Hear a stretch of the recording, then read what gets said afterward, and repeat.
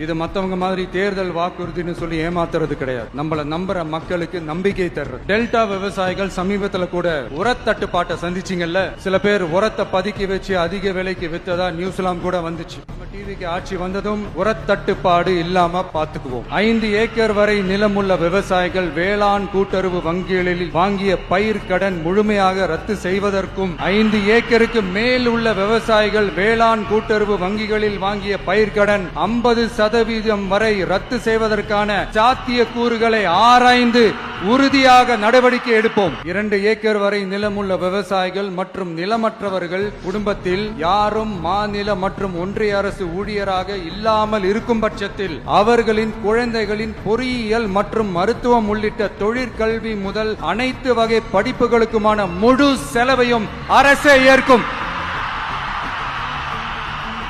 விவசாயிகளின் விருப்பத்திற்கு எதிராக எந்த திட்டமாக இருந்தாலும், ஒன்றிய அரசின் நெருக்கடியே இருந்தாலும் அந்த திட்டத்தை உங்களுடைய டிவிகே ஆட்சி முழுமையாக நிராகரிக்கும். கொள்முதல் நிலையங்களில் முறையாக நெல் மூட்டைகள் பாதுகாக்கப்படும். கொள்முதல் நிலையங்களில் கொள்முதல் செய்வதற்கோ மூட்டை ஏற்றி இறக்கவோ ஒரு பைசா கமிஷன் வாங்காமல் பார்த்து கொள்ளப்படும். அப்படி கமிஷன் வாங்குவது யாராக இருந்தாலும் கடும் நடவடிக்கை எடுக்கப்படும். 500 ரேஷன் கார்டுகளுக்கு ஒரு ரேஷன் கடை. பெண் விற்பனையாளருக்கு பெண் எடையாளர், ஆண் விற்பனையாளருக்கு ஆண் எடையாளர் என்பது பின்பற்றப்படும். ரேஷன் கடைகளில் அரிசி தவிர அனைத்து பொருள்களும் பாக்கெட் செய்து விநியோகிக்கப்படும். மீனவர்களுக்கு ஒன்றிய அரசு சட்டப்படியான பாதுகாப்பை உறுதி செய்ய வேண்டும். அதற்கான உண்மையான உணர்வு பூர்வமான அழுத்தத்தை ஒன்றிய அரசுக்கு நமது டிவிக்கு அரசு கொடுக்கும். கல்வி, மருத்துவம், ரேஷன், குடிநீர், சாலை வசதி, பஸ் வசதி, இது மாதிரி அடிப்படை விஷயங்களுக்காகத்தான் நம் அரசு முதல்ல முக்கியத்துவம் கொடுக்கும். எனக்கு நம்மளோட குழந்தைகள், நம்ம பெண்கள், நம்ம இளைஞர்கள் லைஃபுக்கு